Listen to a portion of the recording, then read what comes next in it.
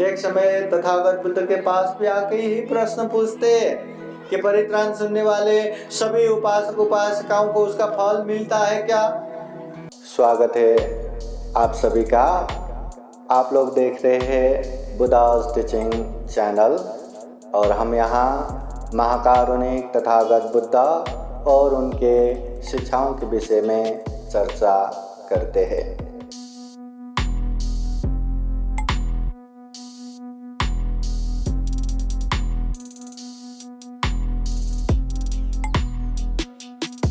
सब पाप सकरणं कुशल उपसंपदा सचित परियोदपनं एतं बुद्धान शासनं। महाकारुणिक तथागत भगवान बुद्ध को त्रिवार वंदना। महाकारुणिक तथागत बुद्ध द्वारा देशित सुआख्यात धम्म को त्रिवार वंदना। महाकारुणिक तथागत बुद्ध के आर्य श्रावक संघ को त्रिवार वंदना। परम पूजनीय बोधिसत्व डॉक्टर बाबा साहब अम्बेडकर वासिम पिंपल गांव में जो 2 दिवसीय बौद्ध धम्म परिषद संचालन है, इस परिषद का पहला उद्घाटकीय धम्म देशना के रूप में आप लोगों को थोड़ा सा धम्म देशना देता हूँ। महाकारुणिक तथागत बुद्ध कहते हैं सब पाप सकरणं, दुनिया में जितने भी पाप है वो मत करो। जो अकुशल है, जो अधम्म है, जो अनुचित है, जो अयोग्य है, ऐसे कोई भी खराब काम मत करो। कुशल उपसंपदा, जो अच्छे है, जो पुण्य है, जो कुशल है, जो धम्म है, ऐसे काम करते जाओ। सचित परियोदपनं, अपने चित्त को परिशुद्ध रखो, अपने मन को शुद्ध रखो। ये तं बुद्धान शासनं, ये बुद्धों का शासन है, ये बुद्धों का शिक्षा है, धम्म है, उपदेश है। पाप मत करो, पुण्य करो, चित्त परिशुद्ध करो, ये बुद्धों का धम्म है। तो वही पुण्य करने के लिए, वही पाप से दूर रहने के लिए हम बार बार धम्म के उपदेश सुनते हैं, धम्म देशना सुनते हैं, धम्म देशना का कार्यक्रम आयोजना करते हैं और इस तरह का छोटे से छोटे बड़े से बड़े कार्यक्रम का आयोजना करते हैं। और बहुत सौभाग्यवान है कि ऐसे बड़े बौद्ध धम्म परिषद के आप लोग प्रत्यक्षदर्शी है, आप लोग स्वयं यहाँ पे उपस्थित है। देशा विदेशाओं से पूजनीय भिक्षु संघ ये धम्म मंच पे विराजमान है और आने वाले बहुत सारे पूजनीय भिक्षु संघ है। तो धम्म देशना खूब सुनने को मिलने वाला है। सर्वप्रथम 2 दिवसीय बौद्ध धम्म परिषद का आयोजना हुआ है। विशेषतः ये धम्म परिषद के आयोजक बोधिसत्व बहुउद्देशीय सामाजिक संस्था पिंपल गांव वासिम, उनको खूब सुख शांति मंगल मैत्री हो ऐसे कामना करते हैं। सभी जन बोलिए साधु साधु साधु। ये बौद्ध धम्म परिषद केवल 1-2 जन से शुरू नहीं होता, 1-2 जन से आयोजना नहीं होता। कितना भी धन संपत्ति खर्चा करो, 1-2 जन से नहीं होता। हाँ, इसके लिए बहुत सारे लोग लगता है। तो ये 2 दिवसीय बौद्ध धम्म परिषद में प्रत्यक्ष अप्रत्यक्ष सहयोग करने वाले, दान देने वाले संपूर्ण दायक दायिका, उपासक उपासिकाएं सबके जीवन में खूब सुख हो, शांति हो, मंगल हो, मैत्री हो ऐसी कामना करते हैं। बोले साधु साधु साधु। आप लोग यकीन मानिए, यही समय में जिस समय हम बौद्ध धम्म परिषद में सामने बैठ के पूजनीय भिक्षु संघ के सामने धम्म देशना सुन रहे हैं, यही समय में दुनिया के न जाने कितने कितने अनगिनत लोग पुण्य से दूर दूर होंगे, पाप में लगे रहेंगे, न जाने कितने शरीर से गलत करेंगे, कितने वाणी से गलत बोलेंगे, कितना मन से गलत सोचते रहेंगे यही समय में। मगर हम भाग्यवान है, ये समय में हम धम्म परिषद में है, स्टेज के सामने, जिस स्टेज में पूजनीय भिक्षु संघ है उसके ठीक सामने बैठ के हम धम्म देशना सुन रहे हैं। बहुत बड़ा पुण्य कार्य है। ऐसे पुण्य कार्य में प्रत्यक्ष रूप से सहभागी संपूर्ण उपासक, संपूर्ण उपासिकाएं, सबको बुद्ध का आशीर्वाद रहे, धम्म का आशीर्वाद रहे, संघ का आशीर्वाद रहे, ऐसा कामना करते हैं। बोले साधु साधु साधु। धम्म देशना के प्रारंभ में हमने महाकारुणिक तथागत बुद्ध धम्म संघ के अनंत गुण धम्म और आशीर्वाद से भरा हुआ परित्राण पाठ श्रवण किया। बुद्ध का आशीर्वाद, धम्म का आशीर्वाद, संघ का आशीर्वाद ग्रहण किया। आप लोग का नाम माहिती आहे का? परित्राण काय है? परित्राण बद्दल माहिती आहे कि नहीं? परित्राण पता है? परित्राण सुना है? घर घर में परित्राण पूजने भिक्षु संघ को बुला के परित्राण पाठ करवाया है। हाँ?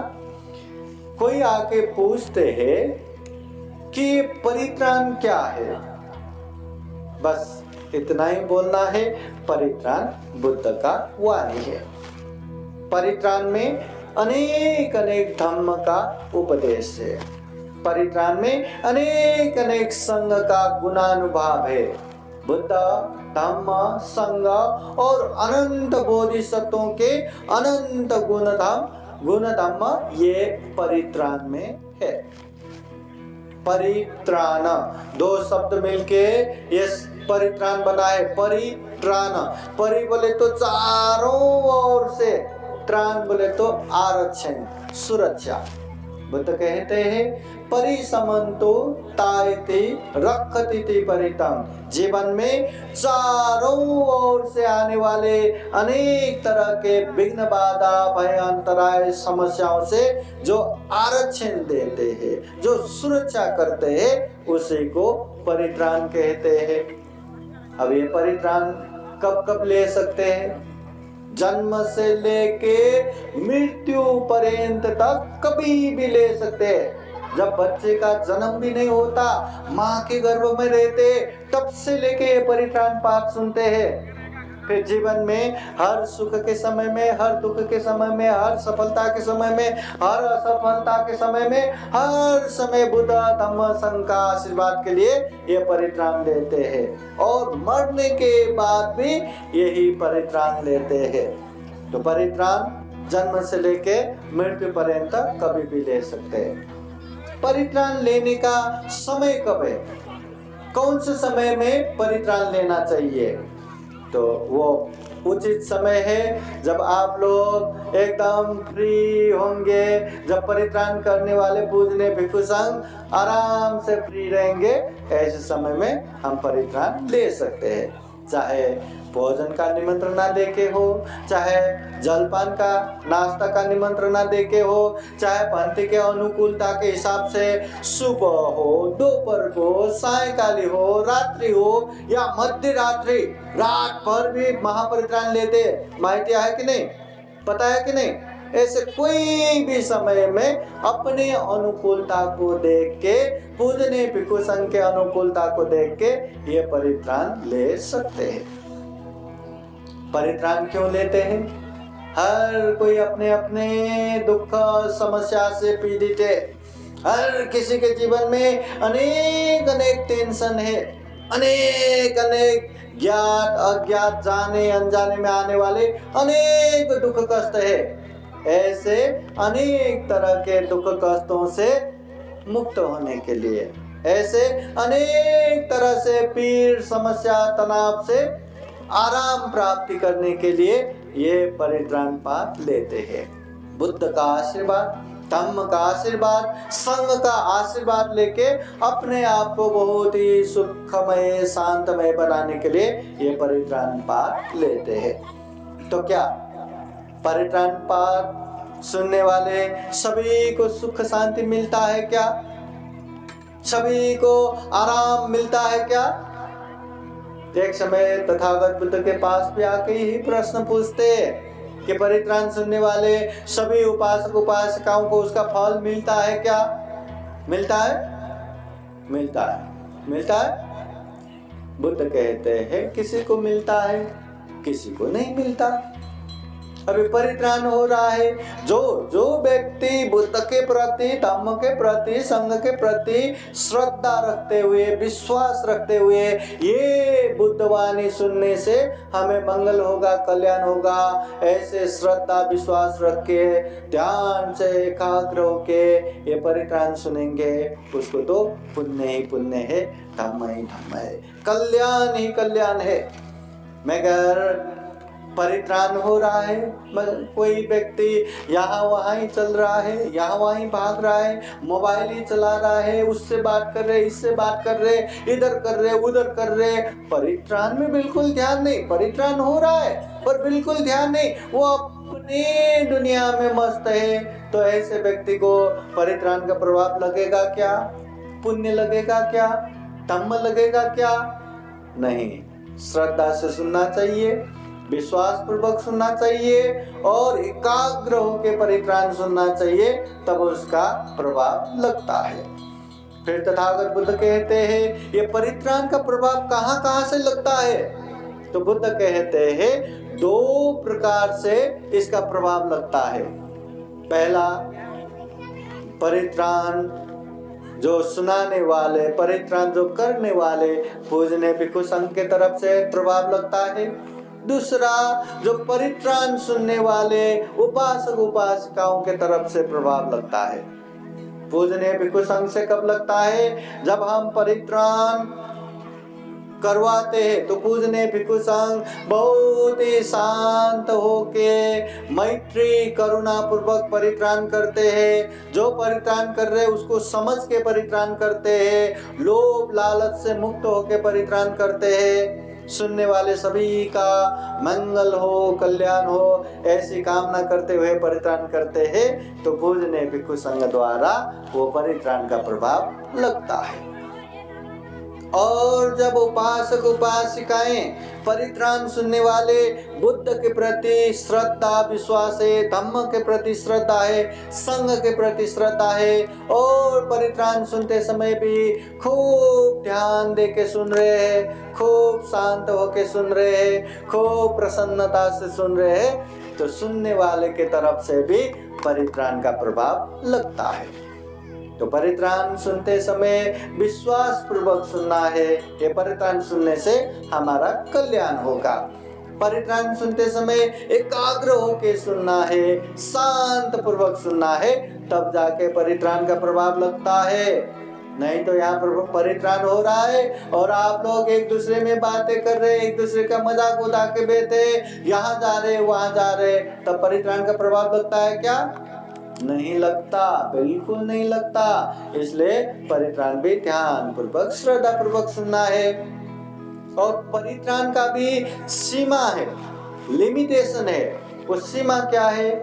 जिस तरह हम एक चाकू लेके अपने हाथ पे घाव कर दिया, घाव बना दिया, खून बहने लगा और हम कहते चलो इसको परित्राण करके ठीक करो। नमो तस्स भगवतो अरहतो सम्मा सम्बुद्धस्स हेतु पचयो आरमन पचयो अधिपति पचयो। परित्राण करके करके वो जादू जैसा नु करके वो घाव ठीक हो जाएगा क्या? हो जाएगा? नहीं। ये घाव ठीक होने के लिए जितना समय लगता है उतना समय लेगा ही, परंतु ये परित्राण करने मात्र से ये घाव ऐसा ठीक होगा। ये काम परित्राण का नहीं। दुनिया में 90% से ज्यादा बीमारी आता है तो यही मन कमजोर होने से। जब जब मन कमजोर होता है दुनिया भर के बीमारी आता है। दुनिया में 1600 से ज्यादा बीमारियां हैं और उसमें से 90% से ज्यादा बीमारी तो मन कमजोर होने से आता है। जब जब मन कमजोर हुआ, अरे बाप रे, आज मला बुखार येतो की काय, बुखार आएगा कि क्या? सच में बुखार ही आ जाता है। आज मुझे पेट दर्द होगा कि क्या है, पेट ही दर्द होता है। मन कमजोर होने से अनेक अनेक बीमारी आता है। अगर मन ताकतवर हो तो कितना भी आप काम करो, कितना भी दौड़ धूप करो, कितना भी दगदगी करो, आपको कुछ भी नहीं होगा। न सर दर्द होगा, न पेट दर्द होगा, न बीमार होगा, कुछ भी नहीं होगा। इसलिए ये परित्राण क्या करता है? वही कमजोर मन को ऊर्जा देने का काम करता है, वही कमजोर मन को ताकत देने का काम करता है, वही कमजोर मन को बलवान बनाने का काम करता है। मन बलवान हो गया तो दुनिया भर के बीमारी से मुक्त हो जाते हैं। इसलिए वो कमजोर मन को बलवान बनाने के लिए ये परित्राण पाठ सुनना है। और परित्राण का बहुत सारा प्रभाव है। तथागत बुद्ध के समय में 500 भिक्षु, कितना भिक्षु? 500 भिक्षु तथागत बुद्ध से दुख और दुख मुक्ति की सारे कर्म स्थान भावना विधि सीख के, सारा उपाय सीख के वो लोग दूर गांव में ध्यान करने के लिए चलते हैं।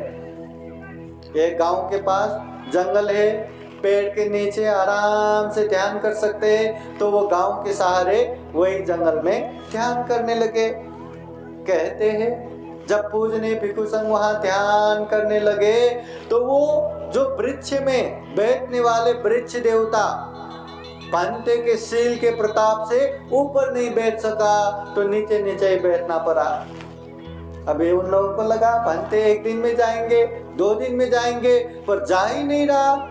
तो उन लोगों को लगा कि भंते वर्षावास 3 महीना यहीं रुकेंगे, 3 महीना हम दुख कष्ट सह के तो नहीं बैठ सकते, अब क्या करेंगे? तो सबने भंते लोगों को भगाने के ही उपाय ढूंढा। अब क्या करेंगे? तो किसी ने बहुत ही तेज तेज गंध फैलाया। ध्यान करते समय वो गंध से बहुत बेचैनी हो रहा है। किसी ने बहुत ही खतरनाक आवाज निकालने लगा, उससे भी ध्यान करने वाले भंते लोग बहुत घबराने लगे।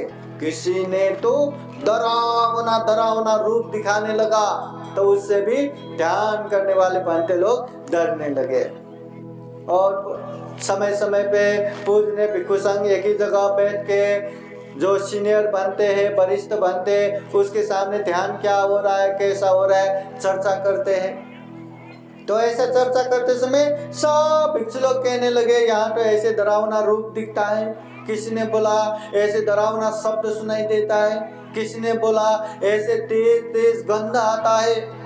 तो बड़े बंदे भी कहते हैं हाँ ये तो मुझे भी हो रहा है, अब क्या करें, ये तो बहुत भयावह जगह है, डरावना जगह है, चलो हम यहाँ नहीं रुकेंगे, चलो हम वापस जाएंगे। 500 के 500 भिक्षु जान चलो करके सब लोग वापस गए। जैतून बुद्ध विहार में पहुंचा, भगवान बुद्ध के सामने पहुंचे, वंदना किया, एक जगह बैठा। फिर बुद्ध पूछते हैं भिक्षु क्या हो गया, ये वर्षावास के बीचों बीच ऐसे कैसे आना हुआ?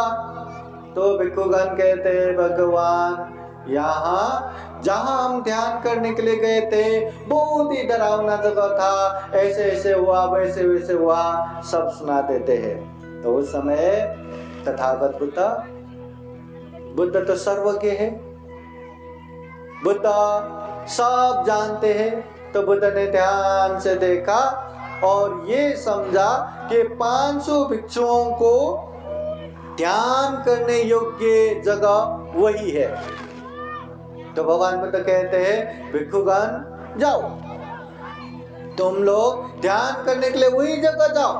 तो सब भिक्षुगण कहते हैं भगवान वहां नहीं, वहां नहीं, वो बहुत डरावना जगह है, हमें कहीं और भेज दीजिए, पर वहां नहीं जाऊंगा। भगवान बुद्ध कहते हैं अरे डरो मत, मैं तुम्हें एक पाठ सिखा देता हूँ, एक परित्राण सिखा देता हूँ, ये परित्राण सीखो और वहाँ नित्य सुबह शाम परित्राण करो, कुछ नहीं होगा, कोई विघ्न बाधा नहीं आएगा। फिर भगवान बुद्ध उन लोगों को सिखाते हैं करणीय मेत्त सुत्ता, करणीय मत कुशलेन यन्तं संतं पदं अभिसमेच सक्कु उजूच सुजूच सुवचो चस्समुद्वनतिमानी, ये करणीय मेत्त सुत्त सिखा देते हैं। अभी भगवान बुद्ध ने वो सूत्र सिखाया और भगवान बुद्ध का आदेश है वहीं जाओ, तो ठीक है करके सारे भिक्षुगण वहीं गए, जाते जाते भी परित्राण करते करते गए, वहाँ बैठे बैठे भी परित्राण करते बैठे, सुबह शाम करते बैठे। और पता है क्या हो गया? ये परित्राण के प्रभाव से वो सारे बेचैनी हो रहे वृक्ष देवताओं का मन शांत हो गया और बनते लोगों को भगाने का नहीं, बनते लोगों को जो बनता है वो सेवा करके बैठे। और देखते ही देखते 3 महीने वर्षावास काल में सारे के सारे भिक्षुगण आराम से ध्यान करते करते करते करते सभी दुखों से मुक्त निर्वाण तक प्राप्त करते हैं। बोले साधो साधो साधो।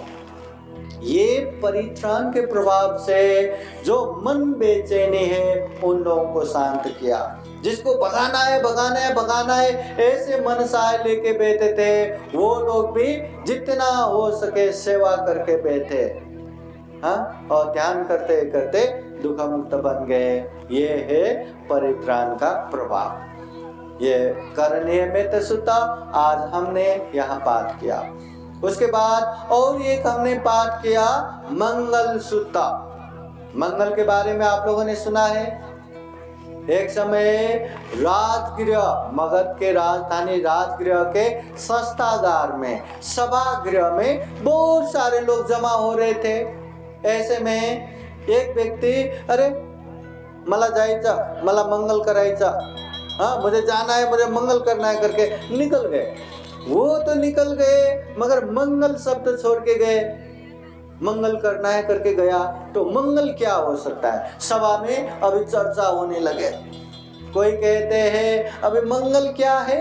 आंखों से जो जो अच्छे लगता है वो देखना मंगल है। जिसको हम पसंद करते हैं उसको देखना मंगल है। जो हरियाली है उसको देखना मंगल है। जो धन संपत्ति है उसको देखना मंगल है। जो अच्छे अच्छे दिखाई देता है वही मंगल है। हाँ, ऐसे दिट्ठ मांगलिका एक ग्रुप बन गया। फिर दूसरे लोग कहते नहीं नहीं नहीं, केवल आंखों से देखने मात्र से क्या मंगल होगा? मंगल तो कान से सुनना मंगल है।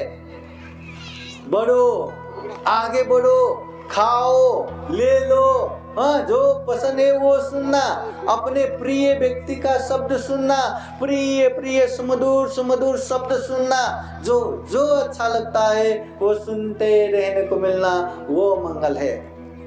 ऐसे लोगों को हाँ शुद्ध मांगलिक कहने लगे।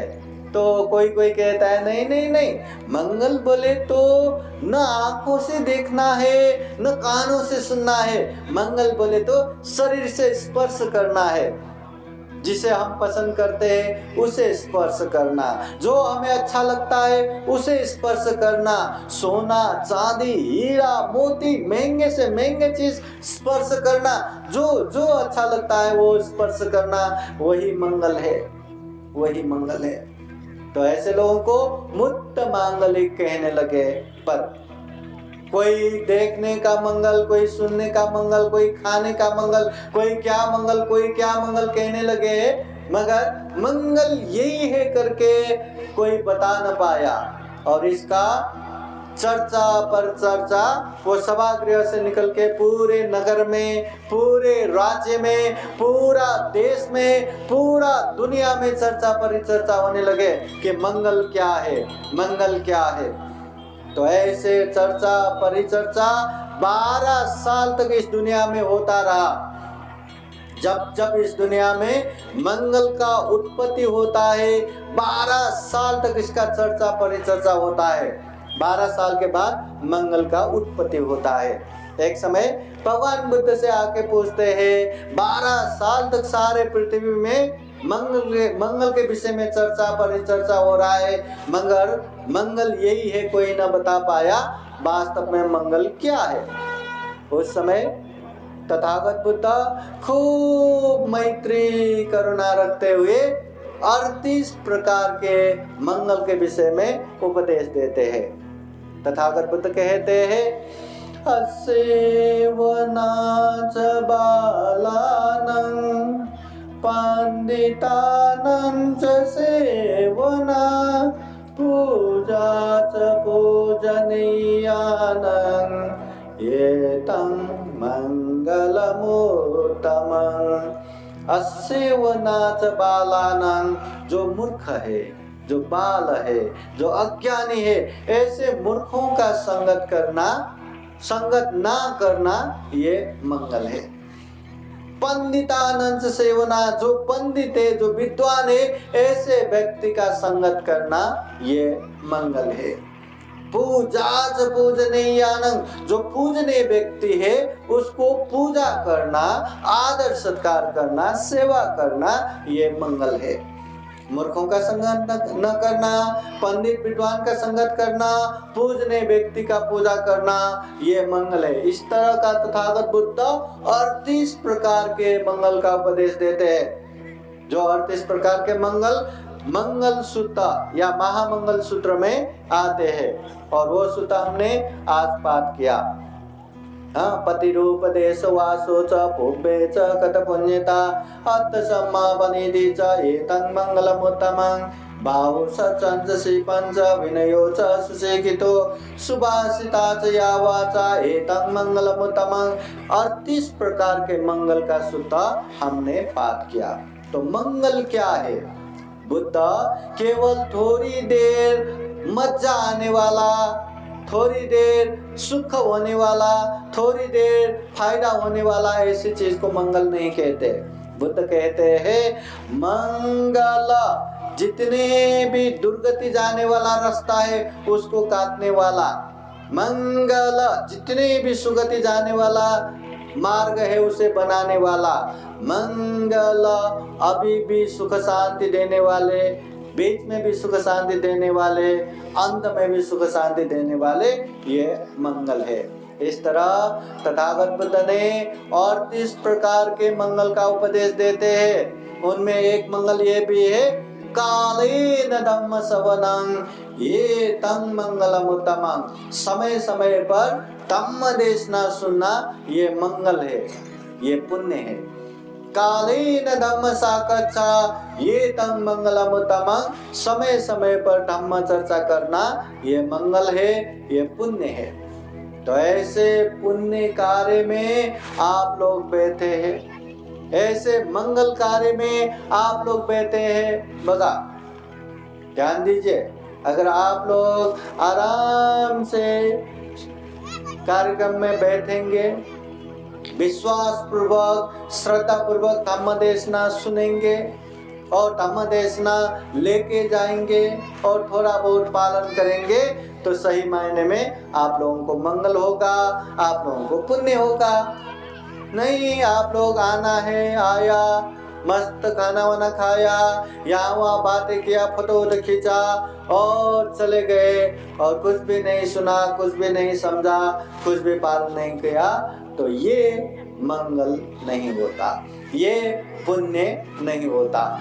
केवल कार्यक्रम करने मात्र से पुण्य नहीं होता, केवल धम्म देशना में बैठने मात्र से पुण्य नहीं होता। धम्म देशना सुनना है, समझना है, पालन करना है। उपासक उपासिकाएं, खाना तो हम जिंदगी भर खाते रहेंगे, एक दूसरे से बातें जिंदगी भर करते रहेंगे, इधर जाना उधर जाना, इधर चलना उधर चलना, जिंदगी भर चलता रहेगा। ध्यान रखे अपनी वजह से दूसरों को डिस्टर्ब न पहुंचे। खुद भी पाप करेंगे और दूसरों को भी पाप करवाएंगे तो वो महापाप हो जाएगा। हाँ, तो धम्म देशना कार्यक्रम में बैठ के ज्यादा बंदर जैसा चल के नहीं बैठना, इधर उधर नहीं करना, शांत रूप से सुनना। अगर सुना नहीं जा रहा है तो शांति से बाहर जाके घूम के आने का, मगर खुद भी बैठा नहीं जाते और दूसरों को भी बरबर बातें करते रहेंगे, न खुद सुन पा रहे न दूसरों को सुनने दे रहा है, और उसकी वजह से पूरा माहौल सुन नहीं पाएंगे। तो बहुत बड़ा अकुशल हो जाता है। पुण्य कार्य में आके, मंगल कार्य में आके ऐसा अकुशल ना हो, ये ध्यान दे। समझ गए क्या? तो हम बहुत बड़े पुण्य कार्य में बैठे हैं। ये पुण्य कार्य में रह के आज के दिन और कल के दिन खूब पुण्य कर सके, खूब धम्म कर सके, बुद्ध वाणी, बुद्ध के उपदेश अच्छे से सुन के समझ के खूब अच्छे से ग्रहण कर पाए, खूब अच्छे से पालन कर पाए, अंत में जन्म जरा व्याधि मरण से मुक्ता निर्वाण तक प्राप्त कर सके, ऐसी कामना करते हुए ये पहला उद्घाटक के धम्मदेशना यही समापन करता हूँ। सबका मंगल हो, सबका कल्याण हो, भवतु सब मंगलम। बोलिए साधु साधु साधु। अभी पहला सत्र में पूजनीय भिक्षु संघ या आशीर्वाद देके समापन करेंगे। सब लोग हाथ जोड़िए। सभे देव विभाजन्तु सब्बरोगो विनाशतु माते भवतु अन्तरायो सुखी दीर्घायुको भवतु सर्वमङ्गलं रक्षन्तु सर्वदेवता सर्वभूतानुभावेन सदा सोते भवन्तु ते भवतु सर्वमङ्गलं रक्षन्तु सर्वदेवता सर्वधर्मानुभावेन सदा सोते भवन्तु ते भवतु सर्वमङ्गलं रक्षन्तु सर्वदेवता सर्वसङ्गानुभावेन सदा सोते भवन्तु ते एचिदं वाचिदं तुय्यं क्षिप्रमेव समेजतो सभे पुरेन्दु चेतसङ्कपचन्दो पन्नरसो यथा आयुरारोग्य सम्पत्ति सर्गसम्पत्तिमेव च अतो निब्बान सम्पत्ति इमिनाते समेजतो। साधु साधु साधु। बुद्धं नमामि, बुद्ध को नमन करता हूँ। धम्मं नमामि, धम्म को नमन करता हूँ। संघं नमामि, संघ को नमन करता हूँ।